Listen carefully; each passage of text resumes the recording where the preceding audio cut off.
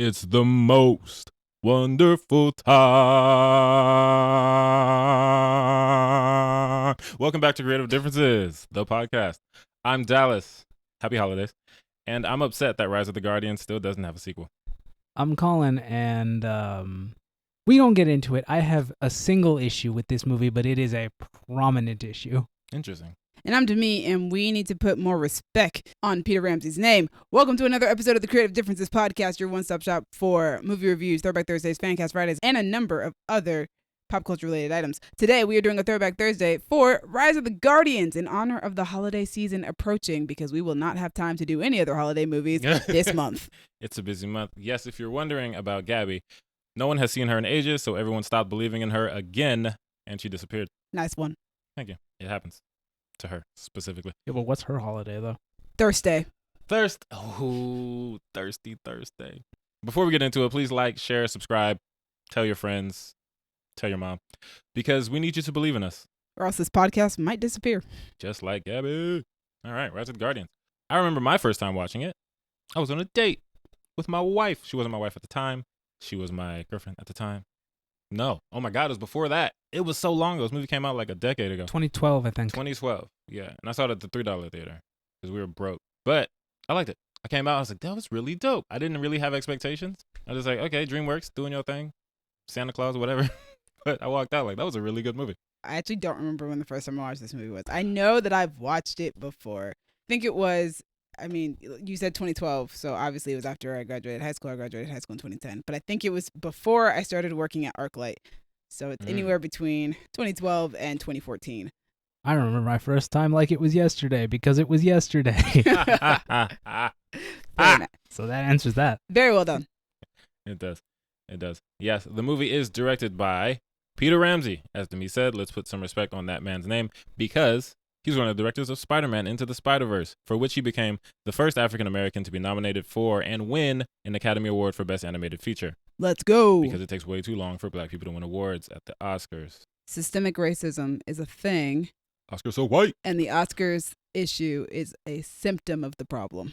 Show is. It was written by David Lindsay Abaire. I think that's how you say that name. He wrote Robots, Oz the Great and Powerful, and he wrote the book for Shrek the Musical, apparently. I love robots. I've never seen Shrek the Musical. I haven't seen anything that he's written aside from this. I've seen Oz the Great and Powerful. It was all right.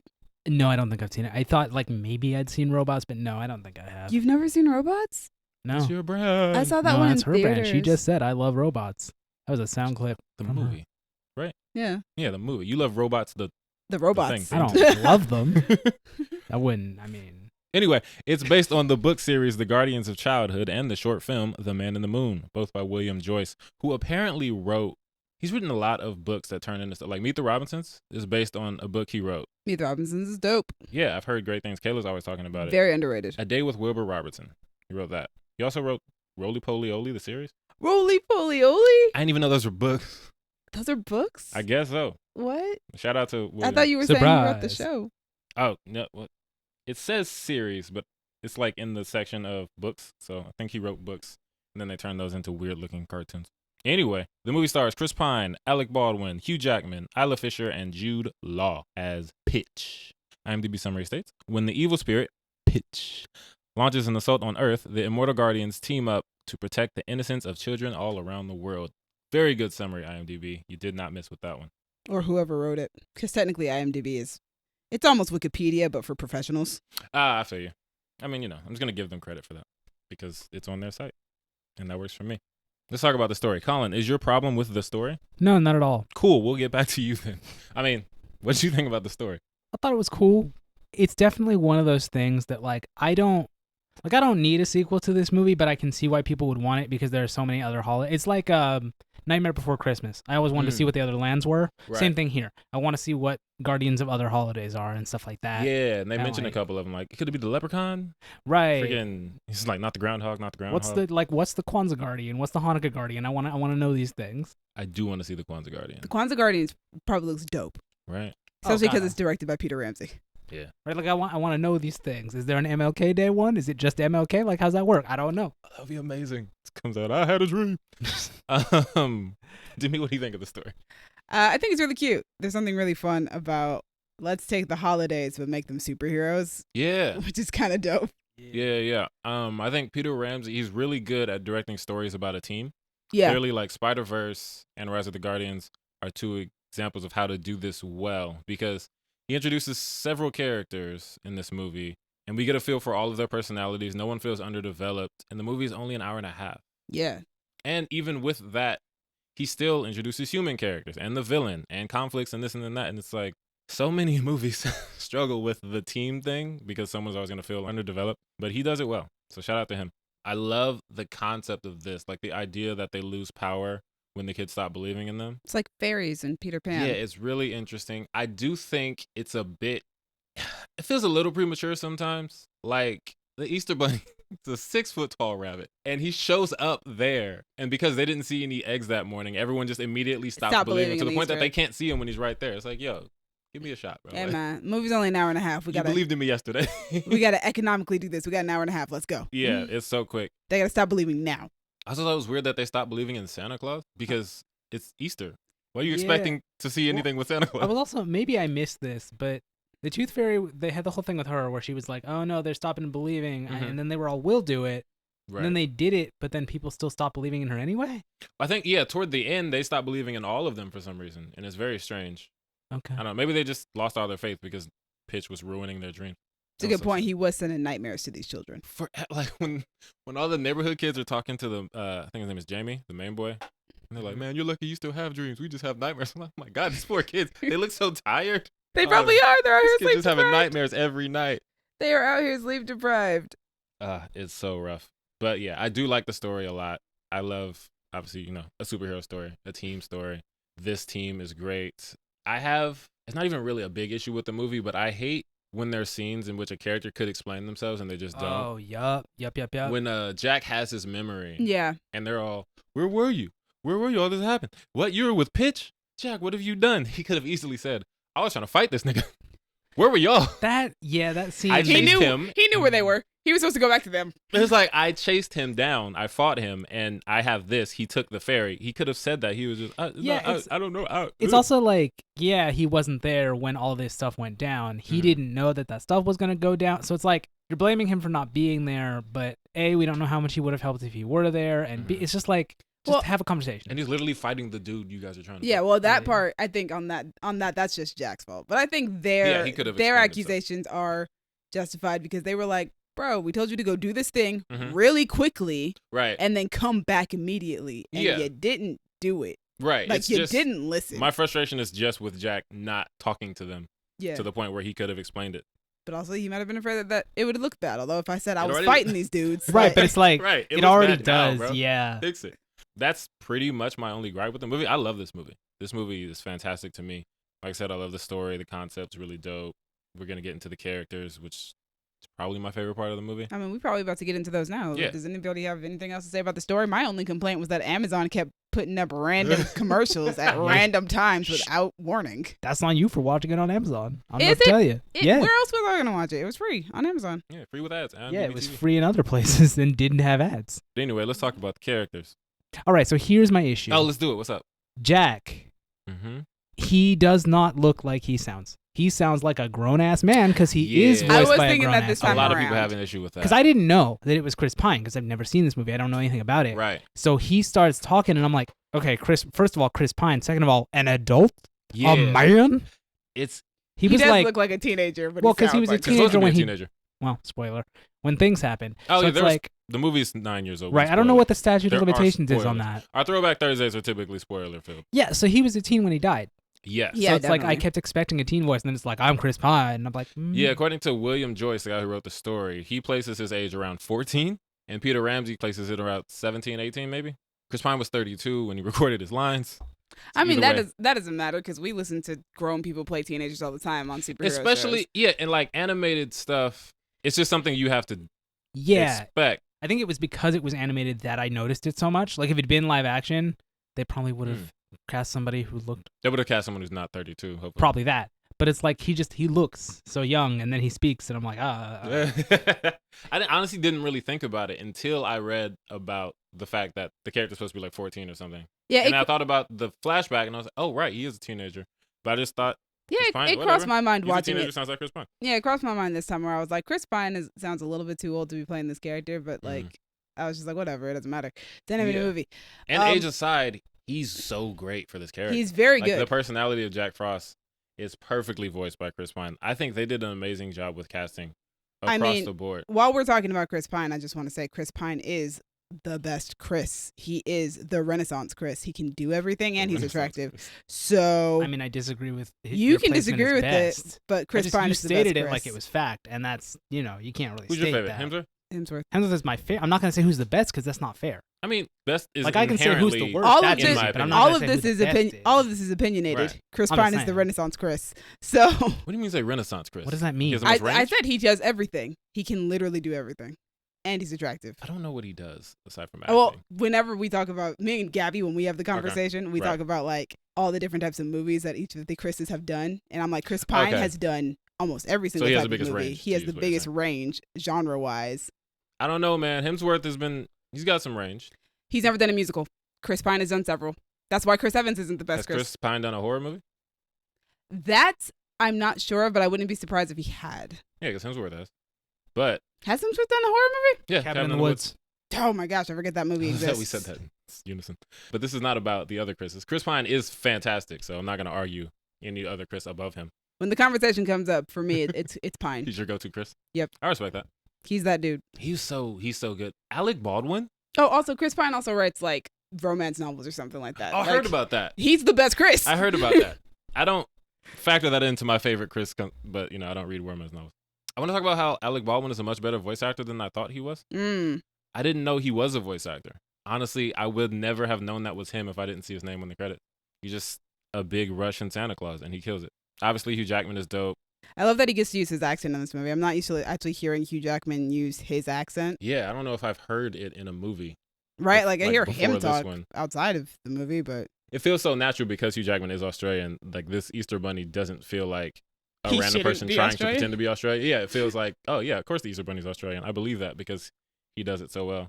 Isla Fisher's really dope. She has a really fun, bouncy energy. Sandy has no voice actor, but he's amazing. I'm going to come back to him.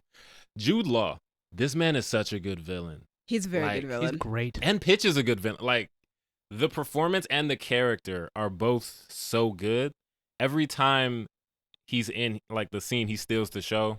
Obviously helped by the visuals of everything going dark and all that stuff. But, just the look of him, the way he talked, like, his banter and, like, roast. Like, the first time he sees them with Jack, he sees Jack, and he's like, oh, when did y'all get so chummy? And Jack says, we're not. And he says, oh, good, a neutral party. Then I'm going to ignore you. You must be used to that by now. Ooh. It's like, Pitch, come on, bro. You had to get him like that. Yeah, no, I love Jude Law's like voice in general. Mhm. And it was funny because like for the first like half hour, I was just like, I know this voice, and for some reason I can't place it, but I Yeah. know it, and for some reason it's very soothing, but also very evil. Yeah, he's good. He's very good at it. Like, even with King Arthur, he was a good villain in that yeah, too. I was thinking But that too. A very different kind of performance. I really like this one. Yeah, Like, because Pitch isn't going crazy. Jude Law's character Right. in King Arthur is kind of mad. yeah, he's wilding. He out here killing his wife and everything. Speaking of which, God, man. Once again, we're having to watch Katie McGraw die on screen. Because she played his Forgot about wife in that movie. Yeah, But yeah, he's great as Pitch. he's so good. All of his lines hit. Delivery is just so off-putting and spooky. The character design is really simple but really cool. He's like just a gray dude in like a black coat, Yeah, it I works. guess. But it works. He has the sharp teeth, the scary eyes. My favorite kind of shots are always the glowing eyes in the shadows. So when he gets Jack to step on the eggs and he like falls back into the tunnel and his eyes are just glowing, I was like, whoo, cinema. Cinema. We spent so much time talking about Chris Pine, we didn't actually talk about Jack. I love Jack. Yeah. Yes, I'm one of those girls who's like, oh, Jack is so cute. Like, You and everybody on Tumblr, let me tell you, oh my God. listen, all of the Jack Elsa shippers out there, I've seen your fan art. It's not really just good. that. It's like what was that weird crossover? It was like Rise of the Guardians, How to Train Your Dragon, Brave, and Tangled all got mashed together. I've never seen that That's crossover before. interesting. It's a thing that was on Tumblr for a while, and it was very confusing. I don't. It's because their art Understand. styles are all very similar. Okay, yeah, I get. Yeah, But yeah, I love Jack. He's fun. he's great. He's so much fun. And he has that Chris Pine snark. And the Chris he's- Pine charm, even though it's only his voice. Again, Mhm. the best Chris. I love the beef between Jack and Bunny. Yeah. Like when Bunny sees this Jack, he's like, oh no. He's like, the groundhog would have been fine. And then they recruit him, and of course Jack is, for lack of a better term, just kind of being a jerk about it. And he says, "I'm not going to sit here like you guys thinking of new ways to bribe kids. Blah blah blah. That's not for me." And he says, "No offense," and Bunny says, "How is that not offensive?" It's like, bro, are you serious? Yeah, he's very charming and he's very fun. I also like the character arc that he goes through. I like that he really wants to be seen. Yeah, he wants to be That's seen. all. He wants to hang out with the kids. Yeah. He's the only guardian who actually still spends time with the kids. Yeah, I love that when like the Guardians find out that he's gonna be a guardian. I think it's the Easter Bunny, who's just like the guy who doesn't care about kids. And then the next scene is Jack literally playing with these kids. Right. It's also like it's a joke later, but it's like I can't remember what the situation is, but he says something like, we should be hanging out with the kids or whatever. And Santa's like, "Oh, we're doing this for the kids. We don't have time for the kids." Yeah, because freaking, I think it's the Easter Bunny Tooth Fairy freaks tries out. to give the girl some teeth. Oh, that's right. Yeah. Yeah. They're not And good then with kids. That's what it is. Jack says, "When's the last time you guys actually hung out with kids?" And then Santa says, "We're preparing all these things for the children. We don't have time for children." Sorry. I also Santa, love Jack's his name is power. actually North. Yeah, Nicholas Saint North. They have some interesting names. The Tooth Fairy's name is Toothiana, which Okay. it feels like a hood name. Ooh, it kind of do.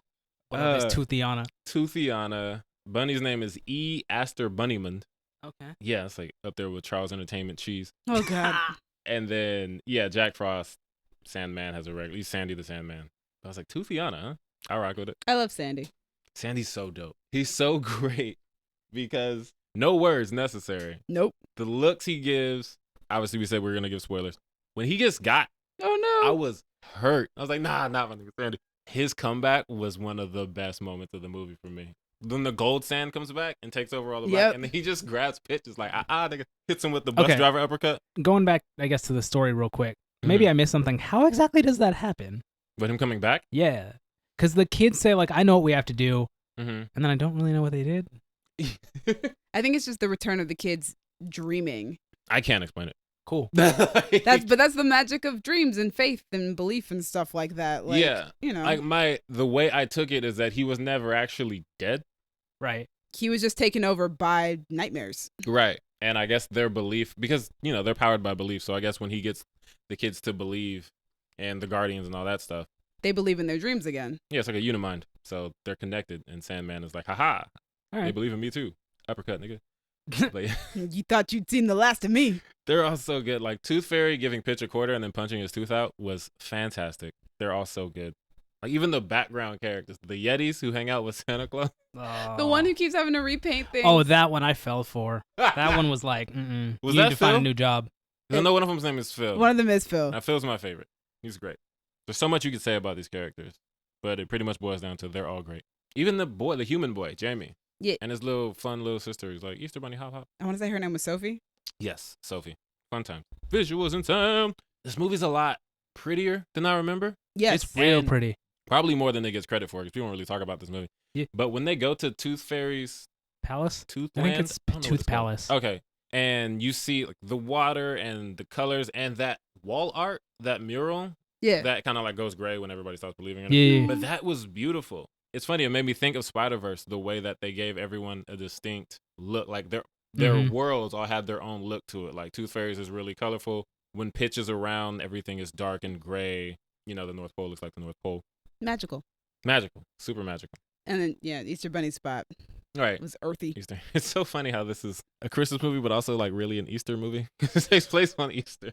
It's like Santa said, Christmas is more important than Easter. Oh my God, that exchange was so funny to me. He was like, "Hey man, if I did this to you like a couple of days before Christmas," he's like, "Hey man, hey, Easter ain't Christmas, bro. You're right. Like, It's not. You can do whatever you want to these eggs. It's still an egg." I was like, "Yo, you ain't gotta be like that." And he's like, "I'm working with perishables here, man."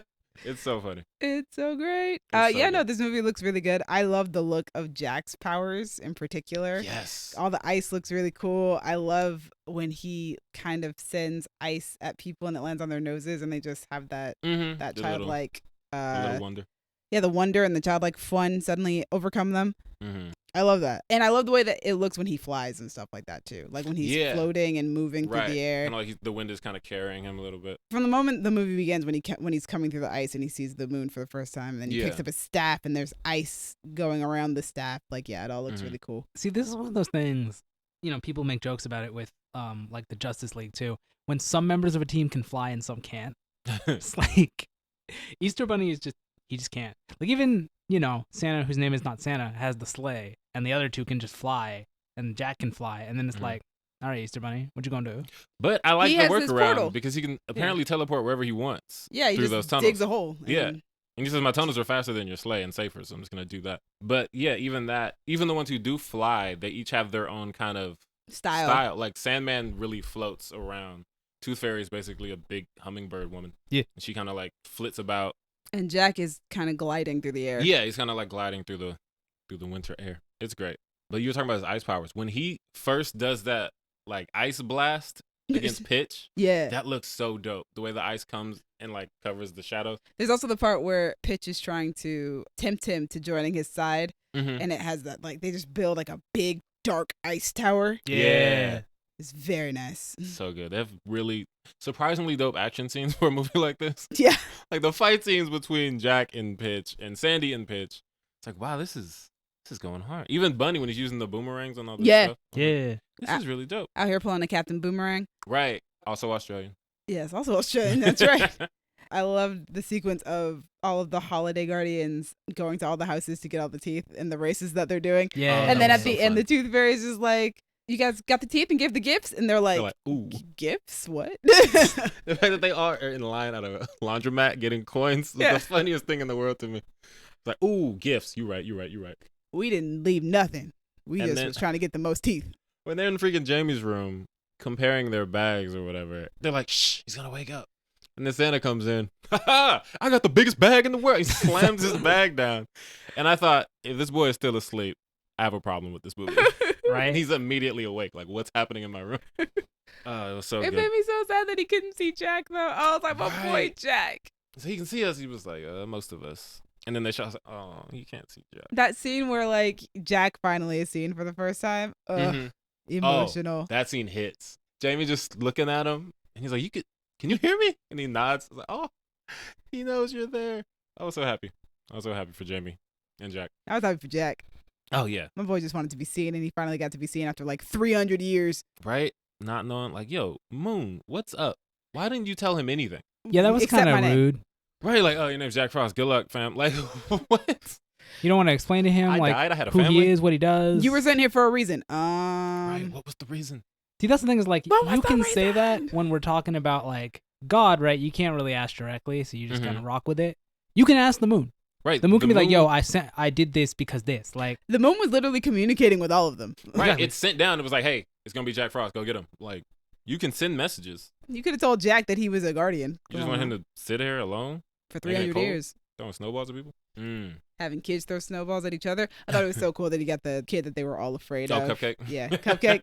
Thought that was great. I also love the fact that Cupcake is like, she seems like she's like the bully kid. She's Mhm. big and aggressive and looks like she'll punch you in the face. Yeah. But then she's having dreams about unicorns. It's amazing. Right. She's such a sweetheart. Love it. But yeah, small details like that.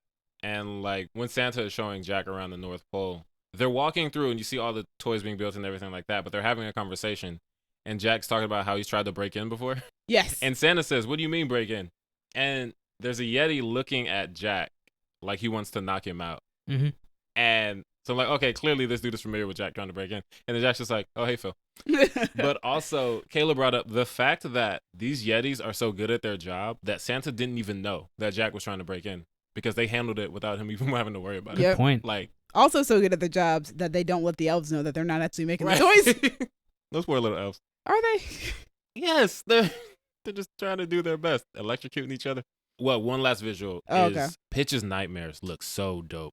Oh yeah, the black. The black Sand. voices, Yeah. yeah, and like they still have the sand glowing eyes, and just every time he calls them, and they're like rolling deep. That's super. That's There was super actually dope. there was a visual in particular with his nightmares. It's actually the scene where Sandy dies or disappears, whatever you want to call it. Right. I just thought it was so cool because obviously the scene's really dark because he's made the night sky dark and there's like clouds and stuff, you know. Mhm. But it's a dark you do. scene. Mm-hmm. And then he like sends like a cloud of like his dark sand or whatever. Yeah. And that is somehow darker than the darkness already in the Right. scene. That was such a good visuals. Send them up. That was great. It's so dope. But yeah, favorite aspects of the movie, guys. Colin, go first. Other than Santa's character design. What? I don't know where she came up with that. Because that you wasn't were- gonna be my It's because you favorite aspect of the movie. are just always talking about how people are thirsting over the twink, and you got Big Burly Santa right there. You're kind of just being mean to Jack Frost to perpetuate thirst over Santa, which is fine.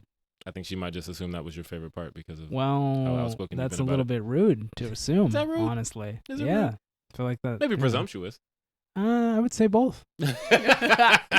Anyway, see, this is it's like probably just like the concept and the different like. I love when you've got like a team full of different people and they all have their different like realms. Like that shit always gets me hype. Yeah. So seeing like the Tooth Fairy Palace compared to the Easter Bunny's Warren compared to the North Pole, like I Right. love that. Yeah. Compared to Jack's little village. Right. Jack's little village. My favorite aspect is probably the characters. Like the characters themselves are really cool. I was gonna say like Jack, and I was like, well, no, because I also love the Easter Bunny, and I also love North, and I also love the Tooth Fairy. I think they're all just really well done, and I like that there's a really great dynamic around all of them, and they're all very different from one another. So it's very easy to tell them all apart by their personality and not just by their looks. True. It's funny how whenever there's a movie that we really love, someone is always like, everything's my favorite. Kinda, yeah, because it's one of those things where It's very good cohesively. yeah, it's a movie that I really like. It's a great movie. I'm not gonna put it on the level of like Spider-Verse or movies that are my favorite movies ever, but it does everything really well. Yep. So to pick out a favorite is kind of like, I could say the characters because that's what most of the movie's built around, and that feels like the easiest catch-all. But yeah, for that reason, I'm gonna say the characters. Nice. See, I was gonna say, and the visuals and freaking Pitch every time he shows up. Pitch counts as one of the characters. Pitch is a very great Definitely. character. He's just like, his own essence is so dope. And this is the reason I need a sequel. Like, even if he's not the bad guy, because that would be kind of lazy. Just to see what they would do with, like what Colin said, like to see what they would do with more holidays and more characters. Maybe the next bad guy would be like a minor holiday who wants to become a guardian. Right? Yeah, The but then freaking how groundhog do you shows up. how do you like demonize a holiday like that? People demonize holidays all the time. Columbus Day. Boom. Columbus Day. He'd be like the dude from Jumanji who hunts people. Yeah. But yeah, people demonize every holiday. Thanksgiving, Christmas, any holiday. People are gonna go, well, you don't know the real background of this holiday is blah blah blah blah blah blah. And you shouldn't spend time with your family on this holiday because then you're celebrating this. It's like, all right, bro. I just want to eat with my family. Can you relax? I just want my day off. Right? I don't want to go to work. I want to go see my family. Can you leave me alone? Anyway, what are we talking about? Peter Ramsey. We would like a sequel, please. Please, somebody, give me a sequel. By somebody specifically Peter Ramsey, because he's great. I mean, Mans is in his Spider-Verse bag. Like, Well, he- like when he's done with Spider-Verse is coming out next Right. year. Also, he's had 9 years. Like, he probably spent all 9 of those years working on Spider-Verse because of how long it took and how there are like intricate it 5 was. other people working on Spider-Verse. He can take a day off. There are like, I mean, several hundred people working on Spider-Verse. Right. But yeah, As far as directors go, he got a squad over there. He can tag out for a second, knock like a little it Rise takes of the more than Guardians a too. day for Rise of the Guardians. Especially because like they'd probably be using. Well, no, I guess Spider-Verse isn't DreamWorks, so there would be different animation teams, but still, like, Right. Yeah. shit's intricate. Very intricate. This was a very expensive movie, apparently. Oh. Yeah, but you know. That was Really also good. back then. We didn't have animation as good as we do now, and even then, that animation is very good for its time. Right. So Imagine that, like, the animation we would get in Rise of the Guardians. it would just too. be better now. Like look at Frozen, for instance. Like the Right. ice would be even better. Lost in the Woods. Good Oh, stuff. okay. Make All the next right. one a musical. No, I'm kidding. That's all we've got for you guys today. Yes, yes, yes. Thank you for listening. As always, thank you to Crown Digital, Brandon, and Aya for putting us on Spotify and Apple Podcasts. Thank you both for doing this movie with me because I didn't think this was going to be a movie we ever really talked about on here. I didn't either. Yeah, it's not one that I expected to do a throwback for, but I'm very glad we did. Like, I think our list of throwbacks, for the most part, is heavy with movies that I enjoy thoroughly. For the most part, yeah. Yeah, for the most part. Not recently, but for the most part. Yes, but I stand by the fact that the 80s Dune episode might be my favorite episode of the podcast. It's so ridiculous. But yeah, thanks for letting me do this, guys. Yeah. Gabby doesn't exist. What do you guys think, audience, of Rise of the Guardians? Is it a Christmas movie, even though it takes place on Easter? Do you want a sequel? You do. If you don't, shut up. Just kidding. I love you. I just like. What's up? I have to wonder after a certain point if you actually like our audience I love our because you audience. called them everything under the sun. No. You have at different times called them I racist, didn't called call them them racist. anti-black. I said if they don't like Remember the Titans, they are racist, which is true. And if they don't like The Harder They Fall, they are anti-black, which is true. I don't know if those are That's true not- statements. That's your opinion, and you're allowed to state it as such. But it feels, That's science. All right. So if you want to talk to me about the Kwanzaa Guardian and what he might, or she, or they might look like, hit me up on Twitter and Instagram at a king named Simba. See, it's like part of me wants a Hanukkah guardian, and then part of me says, no, that would just be, they would make it too silly. I was like, what if it's just a giant dreidel? That's terrifying. It's gonna be a person. I mean, I It's guess gonna that be could a work. dreidel. But like, I don't know. Jews are mostly about suffering anyway. Anyway, talk He to me can say about that because he's things. actually Jewish. Yes. Also, I mean, Jewish holidays is a lot about suffering. We suffered, then we were happy. Then we suffered, then we were happy. Hey, anyway, talk to me about whatever. You can find me on Twitter at DuckMcGuck. And you guys can find me on Twitter and Instagram at Dreamy Films. Dreamy is spelled DREEMI. Thanks again for joining us. Dallas, did you introduce all of our social media accounts? No. Hey, audience, I love you. You can talk to us on Twitter at y'all_different or Instagram and Tumblr at Creative Differences Podcast or Facebook.com/Creative Differences PC. Thank you, Demi, for reminding me of that. Catch us next Thursday when we will be doing a Throwback Thursday for West Side Story in honor of the remake as well as the 60th anniversary of the original movie. Yes, speaking of Throwback Thursdays for movies I don't like, stay tuned for that. Wait, so does that make you racist? Against what, white people? Puerto Ricans? Ain't no Puerto Ricans. There's one Puerto Rican. You guys They're will, racist against Puerto Ricans, Colin. Okay. guys, we'll get into that next week. How dare you? You can find Gabby on Twitter at BustDownToothiana. Oh my God. It's been different. Bye. So, guys, question. So we know that Colin's object of thirst in this movie would be Santa. Okay. Did you have a correction to make, Colin? I have a question. Do you think Gabby's is A, Santa, B, Jack, or C, Easter Bunny? Bunny. It's got to be the Easter Bunny. Right? Yeah. Yif. Yep.